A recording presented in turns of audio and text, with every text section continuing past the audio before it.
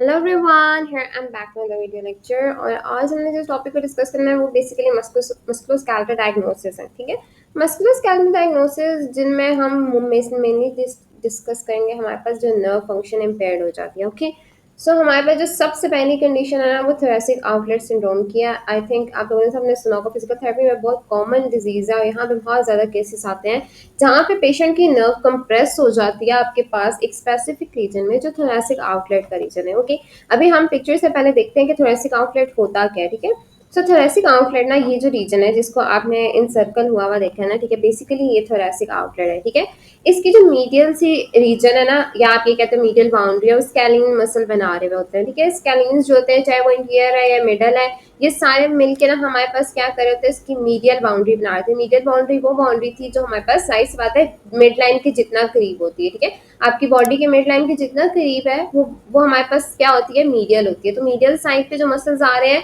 वो scaling muscles थे। ठीक है, इसके मीडियल, इस सर्कल के जो मीडियल साइड पे मसल्स है यहाँ पे नजर भी आ रहे हैं वो स्कैलिंग मसल्स है, तो इसकी मीडियल बाउंड्री स्कैलिंग मसल्स बना रही है। ठीक है, फिर हमारे पास इसकी पोस्टीरियर बाउंड्री आती है। यहाँ पे इन्होंने यहाँ पे स्पेसिफिकली नहीं बताया हुआ, पर इसकी जो पोस्टीरियर बाउंड्री होती है वो हमारे पास ट्रेपीजियस बनाता है और साथ साथ स्कैपुला बनाती है। ठीक है, मतलब ट्रेपीजियस मसल आपको पता है हमारे पास शोल्डर का काफी ज्यादा, शोल्डर गर्डल का एक बहुत मेजर मसल है जिसमें हमारे पास उसके तीन पार्ट्स हैं जो अपर मिडल और लोअर के। लेकिन हम आपको डिस्कस नहीं करें, मैं ये कह रही हूँ कि आपको ट्रेपीजियस की जो साइड है ना, ट्रेपीजियस वो इसकी पोस्टीरियर बाउंड्री बनाता है, मतलब बैक साइड वाली बाउंड्री। पोस्टीरियर बाउंड्री में क्या होती है, बैक साइड वाली बाउंड्री होती है। ठीक है, फिर हमारे पास इंटीरियर बाउंड्री आ जाती है जिसमें हमारे पास क्लैविकल आती है और फर्स्ट रिब आती है। ठीक है, मेजर इसकी बाउंड्री जो है क्लैविकल और फर्स्ट रिब बना रही होती है। फिर हमारे पास लेटरल बाउंड्री आती है, जो लेटरल बाउंड्री है वो आपको यहाँ पे नजर आ रही है एक्सिला से मेजरली बनी है। ठीक है, यहाँ पे आपको क्लैविकल खत्म होती हुई नजर आ रही है, तो मेजरली जो होती है वो एक्सिलरी रीजन या एक्सिला जो होता है ना, इसकी लेटरल बाउंड्री बना रहा था। ठीक है, अब ये रीजन है यहाँ पे आपके पास नर्व क्यों कंप्रेस होती है, क्योंकि यहाँ पे स्ट्रक्चर ज्यादा है। सेकंड वन, यहाँ पे अगर कहीं पे भी किसी चीज पे प्रेशर या इरिटेशन होगी तो क्या होगा, हमारे पास जाहिर बात है नर्व कंप्रेस हो जाएगी। ठीक है, और जब यहाँ पे नर्व या कोई भी ब्लड वेसल कंप्रेस होती है तो मेजरली हम उस कंडीशन को कहते हैं थोरेसिक आउटलेट सिंड्रोम। ठीक है, यहाँ पे कोई नर्व या कोई भी वेसल्स, मतलब ब्लड वेसल्स में आर्टरीज और वेन्स आ रही है, तो आपके पास कोई भी चीज यहाँ पे जब कंप्रेस हो रही है तो मेजरली वो कहती है थोरेसिक आउटलेट सिंड्रोम कहलाती है। ठीक है, सो हमारे पास मेजरली ये थी। अब यहाँ पे सबक्लेविन आर्टरी वेन्स आती हैं, डिफरेंट तरह की और भी चीजें हैं जो यहाँ पे डिस्कस की जाती हैं, पर हमने यहाँ पे मेजर फैक्टर जो लिया ब्रेकियल प्लेक्सिस की मेजर वेन्स हैं और सब क्लेविन आर्टरी सब क्लेविन वेन है। ठीक है, तो ब्रेकियल प्लेक्सिस हमारे पास मेजरली डिस्टर्ब हो रहा होता है इसमें, और समटाइम्स आपके पास सब क्लेविन आर्टरी और वेन भी होती है। ठीक है, ये मेजर स्ट्रक्चर थे जो यहाँ पे डिस्टर्ब होते हैं। अब अगर नर्व कंप्रेस होगी, जाहिर सी बात है वो इरिटेशन कॉज करेगी, हमारे पास सिम्टम्स कॉज करेगी। और सिम्टम्स आपके जो होते हैं, नर्व जब कंप्रेस ब्रेकियल प्लेक्सिस की होती है तो मेजरली आपके पास अपर लिम्ब में सिम्टम्स कॉज करती है। ठीक है, और अपर लिम्ब आपका फोर आर्म, आर्म और आपका हैंड आता है, तो इसलिए मेजरली जो आपके पास सिम्टम्स आ रहे थे वो यहाँ पे आ रहे थे। समटाइम्स लोग समझते हैं कि शायद ये कार्पल टनल का इशू है, समटाइम्स लोग कहते हैं क्यूबिटल टनल का इशू है, समटाइम्स स्टूडेंट एल्बो कंसीडर होती है, मतलब मेजर कॉज जो होती है, लेकिन मेजर कॉज उसके बिहाइंड नहीं देखी जाती। जो थोरेसिक आउटलेट सिंड्रोम हो सकती है, यहाँ पे कोई मसल टाइट हो सकता है या यहाँ पे किसी तरह का प्रेशर हो सकता है, किसी इन्फ्लेमेशन की वजह से कोई टिश्यू डिस्टर्ब हुआ हुआ है, कुछ भी। ठीक है, जिसकी वजह से यहाँ पे प्रेशर इंक्रीज हुआ हुआ है, तो यहाँ पे कंडीशन कॉज होती है बेसिकली थोरेसिक आउटलेट सिंड्रोम की। ठीक है, हम यहाँ पे एक बार जाके अब यहाँ से भी देखते हैं। थोरेसिक आउटलेट एक ऐसा रीजन है, पाथवे है, जहाँ से पाथवे ब्रेकियल प्लेक्सिस का क्रॉस कर रहा है from just distal to the nerve roots. जैसे नर्व रूट से एग्जिट होता है ना ब्रेकियल प्लेक्सिस, ठीक है, ब्रेकियल प्लेक्सिस आप सबको पता है, आइडिया होगा। ठीक है, तो यहाँ पे हम उसको डिस्कस नहीं करेंगे।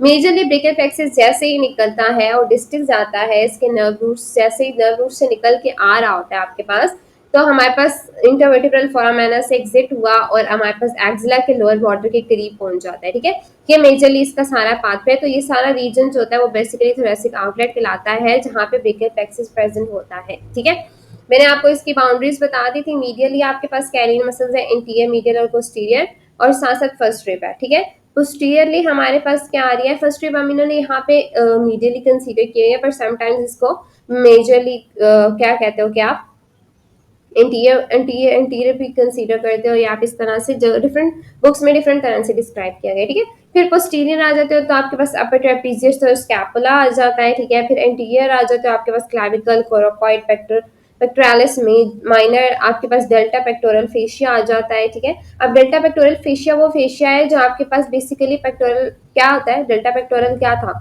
वो फेशिया है जो आपके पास बेसिकली पेक्टोरल मसल्स या पेक्टोरालिस मसल्स को कवर कर रहा है, ठीक है। तो वो मेजरली वो फेशिया है जहाँ पे हमारे पास डेल्टा शेप का फेशिया होता है, इसलिए इसका नाम डेल्टो पेक्टोरियल है। तो ये डेल्टो पेक्टोरल फेशिया जो है मेजरली आपके पास कवरिंग करता है पेक्टोरालिस माइनर और मेजर की। तो यहाँ पे वो भी है, फिर लेटरली आपके पास एक्सिला है। तो ये कुछ उन्होंने एनाटमी आपको बता दिया यहाँ पे चीजों को देखने के लिए, ठीक है।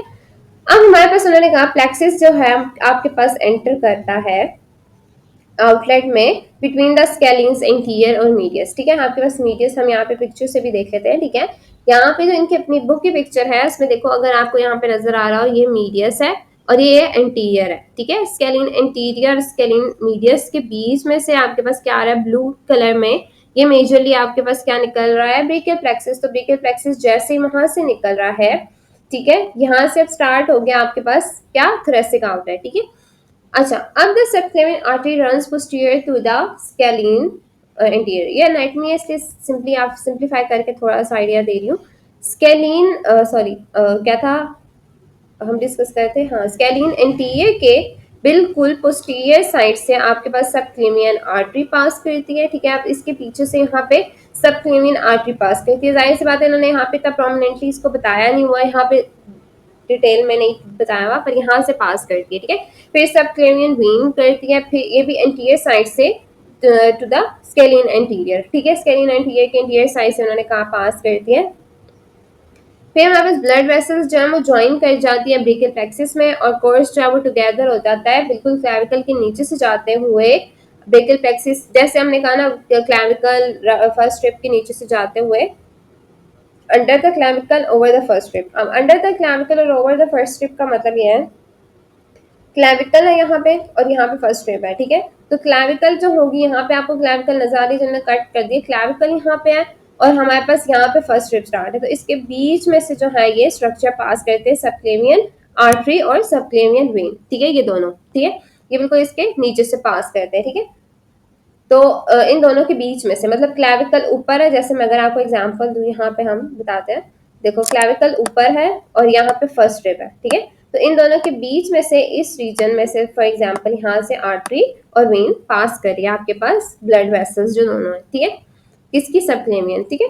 So over the first rib और अंडर द क्लैविकल है, फिर उन्होंने कहा अंडर द कोरोकॉइड प्रोसेस, फिर पोस्टीरियर जाके हमारे पास क्या कहती है, पेक्ट माइनर के पीछे चली जाती है, ठीक है। अच्छा, अब वेस्कुलरिस और वेस्कुलर और अपर एक्सट्रीमिटी में जो न्यूरोलॉजिकल सिम्टम्स होते हैं ना, वो कंसिस्टेंट नहीं रहते, ठीक है। समटाइम्स आ रहे होते हैं, समटाइम्स चले जाते हैं, और समटाइम्स ऐसा भी होता है कि डर्मेटोमायोटोम्स, अब अगर इसके आइडिया होगा डर्मेटोमायोटोम्स का, तो आप लोगों के लिए समझने इजी चीज होगी कि डर्मेटोम और मायोटोम्स का जो पैटर्न होता है ना, बेसिकली वो डिपेंड कर रहा होता है, ठीक है, कि किस तरह से हमारे पास जो है ना पैटर्न क्रिएट होता है। Some every individual have different, ठीक है, मतलब कुछ में कुछ मायोटोम्स इफेक्ट होते हैं, कुछ में कुछ डर्माटोम्स इफेक्ट होते हैं, जिसकी वजह से सिम्टम्स बहुत वेरिएशंस में आ रहे होते हैं इसके, ठीक है। इसलिए यहाँ पे हमारे लिए थोड़ा सा इस चीज को आइडिया लेना मुश्किल होता है, और लोग मेजरली थोरेसिक आउटलेट सिंड्रोम को मिस इंटरप्रेट करते हैं, ठीक है, मिस डायग्नोसिस होता है। लेकिन एट द एंड अगर थेरेपिस्ट को सस्पेक्ट हो जाता है कि थोरेसिक आउटलेट सिंड्रोम है, तो दैट इज वेरी गुड, ठीक है। आपने एक बहुत अच्छे से आइडेंटिफाई कर लिया, डॉक्टर ने बड़े अच्छे से आइडेंटिफाई कर लिया कि मेजरली क्या कॉज थी उन सारी चीजों के पीछे, ठीक है। सो थोरेसिक आउटलेट सिंड्रोम अगर मेजर कॉज है, तो आपके लिए ट्रीट करना कॉज को जरूरी होता है, ताकि आपके पास इजीली आप हर चीज क्लियर अप कर सको, ठीक है। सो ये इस तरह से उन्होंने कहा कि आपके पास पैटर्न आता है, ठीक है। अब हमारे पास आ जाते हैं रिलेटेड डायग्नोसिस। रिलेटेड डायग्नोसिस से मेजरली जो वैरायटी ऑफ क्लिनिकल प्रॉब्लम्स होती है ना इसमें, वो उनको डिस्कस करते हैं, ठीक है। द डायग्नोसिस, अब मैंने कहा इट्स सेल्फ कॉन्ट्रोवर्शियल तो है ही है, ठीक है, मतलब ये है कि इसकी कॉम्प्लेक्सिटी बहुत ज्यादा है, बहुत ज्यादा वेरिएबिलिटी है प्रेजेंटेशन में, इतने डिफरेंट तरह के सिम्टम्स आ रहे थे, कुछ में न्यूरोलॉजिकल ज्यादा होंगे, कुछ में वेस्कुलर ज्यादा होते हैं, कुछ में वेस्कुलर लग रहे थे, ऐसा लग रहा होता है कि शायद पेशेंट को कोई और कंडीशन है, ठीक है। ऐसे पता ही नहीं चल रहा होता कि ड्यू टू एनी कंप्रेशन या due to any of the irritation of nerve ये कंडीशन हो सकती है, ठीक है, या कोई या ब्लड वेसल हो सकती है, ठीक है। सो इसमें पेन, पैरेस्थीसिया, नमनेस, वीकनेस, ठीक है, यहाँ पे आपको सिम्टम्स उन्होंने बता दिए, ठीक है। इसके जो मेजर सिम्टम्स आते हैं, pain, paresthesia, numbness, weakness, discoloration, swelling, loss of pulse, ulceration भी होती है, ठीक है। अल्सरेशन कैटमीन बहुत इंपॉर्टेंट है, यहाँ पे आपने फिर फौरन से पेशेंट को पकड़ लेना है। समटाइम्स लोग कहते हैं ये शुगर का पेशेंट है इसलिए ऐसा हुआ है, तो पर मेजरली उसके अगर पीछे कॉज थोरेसिक आउटलेट थी ना, तो यहाँ पे कंडीशन काफी ज्यादा स्वेयर होती है, ठीक है। सो आपने ये चीज देखनी होती है। रेनॉल्ड्स फिनोमेना, रेनॉल्ड्स फिनोमेना बहुत ज्यादा इंपॉर्टेंट है, ठीक है। इसको आपने हमेशा याद रखना है, जिसमें आपने आपने वो ब्लू व्हाइट और रेड वाली सारी चीजें पढ़ी थी ना, कि किस किस तरह से आपके पास पहले ब्लड फ्लो कम होगा, फिर ब्लड फ्लो बिल्कुल ऐसे रुकता है, फिर एकदम से तेजी से आता है, एक फ्लैश सा आता है जिसमें रेडनेस आ जाती है। ये सारी चीजें रेनॉल्ड्स फिनोमेना थी। मैं ज्यादा डिटेल में डिस्कस नहीं करूंगी, हम इस पे अलग इससे वीडियो बना देंगे, ठीक है। आप शॉर्ट्स वगैरह में देखना, ठीक है। सो रेनॉल्ड्स फिनोमेना की जब बात होती है तो मेजरली आपके पास यही बात होती है कि आपके पास कुछ चीजें जो थी वो ऐसे केसेस नजर आते हैं, कुछ में ये मेजर सिम्टम्स आ रहे थे, ठीक है। तो आपने इन चीजों को याद रखना है कि ये सारी चीजें भी रिलेट कर सकती है थोरेसिक आउटलेट सिंड्रोम में, ठीक है। तो पेशेंट कंप्लेन करेगा हेडेक्स की, पोस्चर टेंशन हो जाती है, पोस्चर और टेंशन भी होती है, वेस्कुलर कंडीशन कॉम्प्रोमाइज होता है। अब इसका डायग्नोसिस ना मेजरली जो होता है ना वो डिस्क्राइब करने के लिए अगर आपको देखना है ना, तो कुछ लोग कहते हैं कि सर्वाइकल रेप की वजह से भी होता है, ठीक है, स्कैलिन एंटिकस सिंड्रोम, ठीक है। अब कुछ उन्होंने देखो, अब आपको बता दिए कि किन सिंड्रोम्स को इससे डिफरेंशिएट नहीं कर सक रहे होते, ठीक है। और ये मेजरली होती है, have been used to describe TOS include. अब उन्होंने कहा समटाइम्स वो कहते हैं कि एक्स्ट्रा रेब है, सर्वाइकल रेब एक एक्स्ट्रा रेब है ना, तो उस केस में क्या होता है कि लोग समझते हैं कि हाँ इस कंडीशन में जो है वो थोरेसिक आउटलेट सिंड्रोम हो सकता है अगर पेशेंट में एक्स्ट्रा रेब है, क्योंकि ये एक एक्स्ट्रा प्रेशर यहाँ पे क्रिएट करेगी, ठीक है। स्कैलिन्स एंटिकस सिंड्रोम हो सकता है, ठीक है। बेसिकली ये ऐसा होता है ना कि आपके पास जो एंटिकस सिंड्रोम है ना, उसको आप ये कहते हो कि बेसिकली इसी के लिए अब जो डिफरेंट टर्म्स यूज होते हैं ना, ये वही है, ठीक है। मतलब स्केलिन एंटिकस सिंड्रोम में ये होगा कि बेसिकली पेन और नमनेस आ रही है due to scalene muscle itself, ठीक है। अब थोरेसिक आउटलेट एक बहुत ब्रॉड टर्म है, ठीक है। तो अगर स्केलिन मसल होते हैं इन्वॉल्व तो स्केलिन एंटिकस यूज होगा। सर्वाइकल रेप इन्वॉल्व है, अगर वो सिम्टम कॉज करिए तो सर्वाइकल रेप कंसीडर होती है। कॉस्टोक्लैविकुलर रीजन में अगर कोई इफेक्ट आ रहा है तो हमारे पास उसको कॉस्टोक्लैविकल सिंड्रोम कह देंगे। सब कोराकोइड पेक्टोरालिस माइनर रीजन में कुछ आ रहा है तो जाहिर सी बात है, मैंने आपको सारी चीजें बताई ना, आपको बैक पे सारे आपको इसकी बाउंड्रीज बताई थी, ठीक है। तो जिस जिस रीजन में स्पेसिफिकली, अब ड्रूपी शोल्डर में क्या होता है, ड्रूपी शोल्डर सिंड्रोम में ये होगा कि मेजरली आपके पास ड्रॉप कट जाता है, या आप ये कहते हो कि इसमें भी मेजरली ये होता है कि आपके पास जो शोल्डर इट सेल्फ है ना वो ड्रॉप करता है और कंडीशन कॉज करता है आपके पास ड्रूपी शोल्डर, या एक ऐसी ऐसी कंडीशन हो जाती है कि जिसमें डिप्रेस कर देती है आपके शोल्डर्स ना, और ये भी स्ट्रेच कर जाता है समटाइम्स ब्रेक द फ्लेक्सिस को इटसेल्फ, ठीक है। तो हमारे पास यहाँ पे भी इतने ज्यादा ऐसे तो नहीं होती कि ये पेन में कोई खास ऐसी डिफरेंस नजर नहीं आ रहा होता, लेकिन ऐसा होता है कि शोल्डर अगर डिप्रेस कर गया ना इटसेल्फ, शोल्डर इटसेल्फ डिप्रेस हो गया किसी भी वजह से, हो सकता है, ठीक है, हो सकता है कोई ट्रॉमा हो सकता है, कोई स्ट्रेच हो सकता है, किसी भी वजह से हुआ हो, ठीक है। तो उस ड्रूपी शोल्डर सिंड्रोम भी मेजरली थोरेसिक आउटलेट रीजन में आपके पास नर्व कंप्रेस कर रहे होते हैं, ठीक है, या कोई आर्टरी, ठीक है, वेस्कुलर रीजन भी इन्वॉल्व है, ठीक है।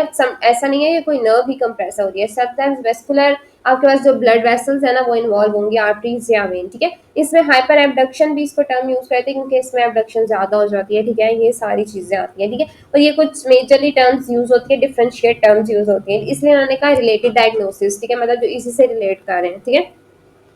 कॉमनली एक्सेप्टेड मेडिकल डायग्नोसिस जो होते हैं ना, ठीक है, अब उन्होंने उसके आपको कुछ स्पेसिफिक टर्म्स बता दिए, ठीक है, जिसमें न्यूरोजेनिक टीओएस होता है, non specific symptomatic neurogenic TOS है, वेस्कुलर सिंड्रोम्स है, ठीक है, और वेस्कुलर सिंड्रोम्स आर्टीरियल है, एक वेस्कुलर सिंड्रोम्स वीनस है, ठीक है। आपने ये बहुत जगह सुना होगा, ठीक है, कि न्यूरोजेनिक होता है वेस्कुलर जो होता है, एक हमारे पास वेस्कुलर होता है, ठीक है, जिसमें हम आर्टरीज को डिस्कस करते हैं, और एक हमारे पास वेस्कुलर होता है जो जिनका हम वेन्स को डिस्कस करते हैं, ठीक है। आज हम इन्हीं को डिस्कस करेंगे, फिर बाकी हम नेक्स्ट लेक्चर में डिस्कस करेंगे जहाँ पे टियोलॉजी ऑफ सिम्टम्स को डिस्कस करेंगे, ठीक है। सो हम ये बता रहे थे कि न्यूरोजेनिक जो होता है बेसिकली ये कंडीशन में बहुत रेयर होती है, इसको कहते हैं ट्रू टीओएस, ठीक है। यहाँ पे ट्रू टीओएस का मतलब ये है कि ये असल में ये होता है आपके पास थोरेसिक आउटलेट सिंड्रोम, ठीक है। बाकी सारे जो हैं वो इसको इंडिकेशंस दे रहे होते हैं, पर स्पेसिफिकली वो रेयर ज्यादा है, वो रेयर तो ये भी है लेकिन रेयर वो ज्यादा है, ठीक है। अब यहाँ पे क्या है कि this condition is rare, the patient presents with some anatomical abnormality such as cervical rib, जैसे मैंने आपको पहले बात की, या आपके पास C7 जो आपके पास सर्वाइकल वर्टिब्रा है ना, ठीक है, वहाँ पे ट्रांसफर प्रोसेसेस थोड़े से लंबे होंगे, ठीक है, इट्स सेल्फ लंबे होंगे, तो वो क्या करेंगे, प्रेस करेंगे इस रीजन पे जहाँ पे हमारे पास नर्व्स कंप्रेस हो जाएंगी, ठीक है। सो यहाँ पे किसी एनाटॉमिकल एबनॉर्मेलिटी होती है कि आपकी बॉडी बनी ही ऐसी है कि उसमें कोई चीज ऐसी है जो अफेक्ट कर रही है, तो वहां पे क्या होता है, न्यूरोजेनिक टीओएस होता है, ठीक है। पेशेंट के सिम्टम्स वही होंगे, आपके पास पैरास्थीजियाज है, पेन है, और मेजरली ये medial border of the arm में आ रहे होते हैं, ठीक है। पेशेंट वीकनेस भी फील कर रहा होता है, मसल की वीकनेस, ठीक है। एट्रोफी आ रही होती है, मेजरली यहाँ पे आपको मसल्स बता दिए, intrinsic muscles of the hand, ठीक है। अब उन्होंने कहा कि हमारे पास यहाँ पे ईएमजी जब इलेक्ट्रोमायोग्राफी कराते हैं तो वो पॉजिटिव फाइंडिंग्स देती है, ठीक है। तो इस कंडीशन को ना मैंने आपको ये कहा था ना, कार्पल टनल से इसको मिसडाइग्नोज करते हैं, ये एक मेजर चीज है, ठीक है, ये आपने याद रखना। डिफरेंट तरह के मिसडाइग्नोसिस यहाँ पे होते हैं, और आपने इसी चीज को यहाँ पे पकड़ना है कि बेसिकली ये थोरेसिक आउटलेट है या कार्पल टनल है, ठीक है। आपने इसको डिफरेंशिएट करना है, तभी आप इजीली पेशेंट को ट्रीटमेंट दे सकते हो, और कॉज को पकड़ के, ठीक है। ऐसे तो आप ट्रीटमेंट पेशेंट की कंडीशन को दे दो, देखो सिम्टम्स तो वही है ना, नॉर्मल में कार्पल रीजन हम समझ रहे हैं, वो कार्पल टनल रीजन पे या किसी ऐसे रीजन पे जो है वो, जैसे मैं आपको कहा क्यूबिटल टनल पे या कार्पल टनल पे कोई भी नर्व, ठीक है। यहाँ पे मैं कोई स्पेसिफिक नहीं कह रही कि मीडियन हुई है या अल्नर हुई है या रेडियल हुई है, ठीक है। यहाँ पे मैं आपको सिर्फ एग्जांपल दे रही हूँ, कार्पल टनल वाले रीजन पे अगर हमारे पास कंडीशन हो जाती है, तो मेजरली क्या था कि मैंने यही कहा ना कि सिम्टम्स तो आ रहे हैं, आप उसको ट्रीटमेंट दोगे, पेशेंट की कंडीशन रिलीव ही नहीं हो रही, पेशेंट ठीक ही नहीं हो रहा, तो इटसेल्फ ये आपके पास जो था मिसडाइग्नोस हो गया ना कार्पल टनल, तो आपने इसको फाइंड आउट करना है कि ये एक्चुअली न्यूरोजेनिक है, सॉरी थोरेसिक आउटलेट है या नहीं है, और उसमें फिर आपने जाके फाइंड करना है कि ये न्यूरोजेनिक टीओएस है या नहीं है, ठीक है। Next one was the non specific, ठीक है, जहां पे आपको मेजरली सिम्टोमेटिक न्यूरोजेनिक टीओएस मिलता है, ठीक है। This condition is similar to true TOS but there are no anatomical abnormalities, ठीक है, डिटेक्टेड बाय रेडियोग्राफी, कोई एबनॉर्मलिटीज नहीं होती, ठीक है, जैसे एनाटॉमिकल एबनॉर्मलिटीज पिछले वाले में थी ना, इसमें नहीं होंगी, ठीक है, मेजरली यही है। कोई ईएमजी फाइंडिंग्स नहीं है, कोई मसल एट्रोफी नहीं है, यहाँ पे कोई एनाटॉमिकल रीजन कॉज नहीं है इस चीज की, ठीक है। इसमें पोस्चरल कंपोनेंट इन्वॉल्व होता है कि मतलब पेशेंट का जो पोस्चर है ना वो खराब है, मोस्ट यूएस कंप्लेन करते हैं फॉल इनटू दिस कैटेगरी। और यहाँ पे आप मैं आपको बता रही थी कि मेजरली जो टीओएस होते हैं ना उसकी कंप्लेन्स जो होती है वो इस कैटेगरी से आती हैं, ठीक है। सो मेजरली क्या होता है कि न्यूरोजेनिक टीओएस जो आपको एबनॉर्मेलिटीज सॉरी एनाटॉमिकल एबनॉर्मेलिटीज की वजह से होता है ना, वो बहुत कम लोगों में होता है, हर किसी में तो जाहिर सी बात है सर्वाइकल रिप नहीं है ना एक्स्ट्रा, हर किसी का तो एलोंगेटेड ट्रांसवर्स प्रोसेस नहीं है, तो आपके पास मेजरली क्या चीज आ रही थी कि आपके पास न्यूरोजेनिक टीओएस आ रहा था, ठीक है, लेकिन नॉन स्पेसिफिक, ठीक है, नॉन स्पेसिफिक न्यूरोजेनिक टीओएस आएगा, ठीक है। सो मेजरली आपके पास जो कंप्लेन आती है ना पेशेंट की वो इसी कैटेगरी में फॉल करती है, ठीक है। वेस्कुलर भी होते हैं लेकिन मेजरली जो न्यूरोजेनिक होते हैं ना वो इसी कैटेगरी के होते हैं, ठीक है। सो हमारे पास अब हमने कहा कि हमारे पास कोई एनाटॉमिकल वेरिएशन नहीं थी, तो ये मेजरली डिफरेंशिएट कर सकते हो आप दोनों में, ठीक है। वेस्कुलर सिंड्रोम्स, अब आर्टीरियल में जब बात करेंगे, in some cases there are small incidents of arterial compression, this condition is rare and usually the result of structural abnormalities such as cervical. अब यहाँ पे भी आर्टरीज है, पहले मैंने आपको कहा ना नर्व कंप्रेस हो रही है, यहाँ पे अगर आर्टरीज कंप्रेस होती है due to any cervical rib, जैसे एक्स्ट्रा रेप हो गई है हमारे पास, ठीक है, सर्वाइकल रेप हमें पता है ना कि एक्स्ट्रा रेप होती है आपके फर्स्ट रिप के ऊपर, तो अगर वो एक्स्ट्रा हमारे पास प्रेजेंट है तो वो स्ट्रक्चरली जाओगे आर्टियल कंप्रेशन करेगी, और ये भी रेयर है, ठीक है।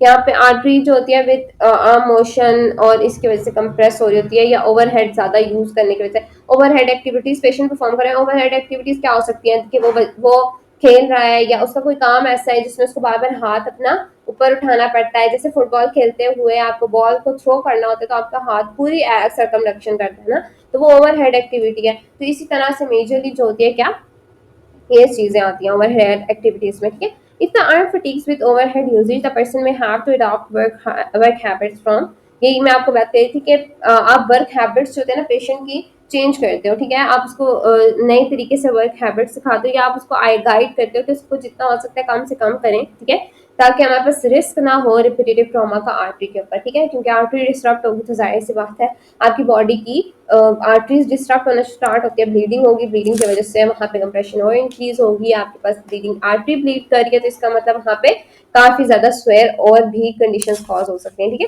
सो मेजरली आपने इस चीज को प्रिवेंट करना होता है कि रिपीटेटिव ट्रॉमा आर्टरी को ना हो, ठीक है, ये भी हो गया। Last one was the Venus, ठीक है, वीनस में हमारे पास सब क्लेवियन वेन है, ठीक है, सब क्लेवियन वेन की अगर कंप्रेशन होती है तो वैसे तो उन्होंने कहा कि टिपिकली टीओएस में होती ही नहीं है, ठीक है, ज्यादा कम होती है, ठीक है, लेकिन वीनस सिम्टम्स जो होते हैं ना वो अदर कॉजेस की वजह से आते हैं, जैसे थ्रोम्बोसिस हो गया, देखो इट्स सेल्फ उन्होंने कहा कंप्रेस नहीं हो सकती, क्योंकि जाहिर सी बात है वेन्स होती है ना वो काफी ज्यादा डिफरेंट एज दस सप्लीमेंट वेन तो ऐसी रीजन पे है कि वो बहुत ज्यादा टीओएस में आती ही नहीं है, ठीक है, इसको हम डिस्कस तो करते हैं लेकिन बहुत ज्यादा आती नहीं है, ठीक है। तो उसने कहा वीनस सिम्टम्स जो मेजरली जो होती है ना वो हमारे पास थ्रोम्बोसिस की वजह से होता है, क्योंकि इट्स सेल्फ तो यहाँ पे वेन इन्वॉल्व हो ही नहीं रही ना इतनी ज्यादा। तो थ्रोम्बोसिस हमारे पास बेसिकली कंडीशन होती है जहाँ पे क्लॉट क्लॉट बनने लग जाते हैं, ठीक है, हमारे पास किसी भी वेन में जब क्लॉट बनने लग जाता है ना तो हमारे पास वो थ्रोम्बोसिस की कंडीशन लेता है, ठीक है।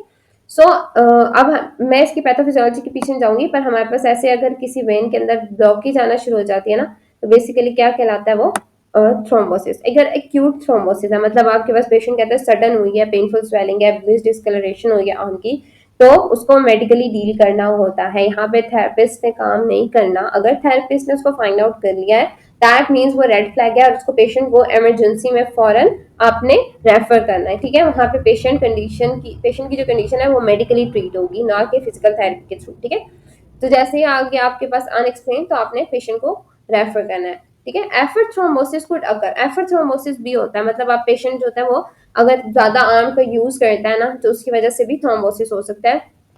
That could be insidious onset of swelling with prolong use, ठीक है। अब आहिस्ता आहिस्ता वो कहते हैं कि अब आपके पास जो स्वेलिंग होगी वो होगी और साथ साथ क्यों होगी, क्योंकि प्रोलॉन्ग यूज किया। तो इसमें पेशेंट जो होगा अपने फिजिशियन से कांटेक्ट करेगा, या अगर पेशेंट आपके पास आ गया तो हमारे यहाँ पे पेशेंट डायरेक्टली रेफर कर दिया जाता है अगर आपके पास कोई ऐसा कंडीशन में पेशेंट आता है जिसमें अनएक्सप्लेन स्वेलिंग है, ठीक है। देखो अनएक्सप्लेन स्वेलिंग इसलिए है, अगर आपने डिफरेंशियल डायग्नोसिस का जो सब्जेक्ट है जब आप उसमें पढ़ोगे तो आपको आइडिया हो जाएगा थ्रोम्बोसिस को आपने कैसे फाइंड आउट करना है और कैसे उसको थोरेसिक आउटलेट से डिफरेंशिएट करना है, ठीक है। यहाँ पे इन्होंने सिर्फ आपको ये कहा है कि अगर आपके पास स्वेलिंग ऐसी है आर्म की जिसमें डिस्कलरेशन भी आ रही है आर्म में, पेनफुल स्वेलिंग है, ठीक है, पेनफुल स्वेलिंग है, स्वेलिंग वो पेनफुल है, सडन हुई है, एकदम से पेशेंट कहता है मुझे ये स्वेलिंग हुई है और आर्म में डिस्कलरेशन आ गई, तो आपने पेशेंट को फौरन रेफर करना है, ठीक है। कुछ मेजर चीजें जो आपने देखनी होती है, ठीक है। सो आपने यहाँ पे क्या किया, जब आपके पास थ्रोम्बोसिस की वजह से कुछ आता है या थ्रोम्बोसिस की वजह से कॉज आएगी तो आपने पेशेंट डायरेक्टली रेफर कर दिया फिजिशियन को। सो हमारे पास क्या होगी, चार टाइप्स हमने डिस्कस कर ली, कुछ हमने टर्म्स डिस्कस की थी और थोड़ा से काउंटर सिंड्रोम को डिस्कस किया। तो थैंक्स फॉर वॉचिंग। कोई चीज समझ नहीं आए तो कमेंट सेक्शन में आप पूछ सकते हो, नेक्स्ट में हम etiology ऑफ सिम्टम्स को डिस्कस करेंगे। Thanks for watching.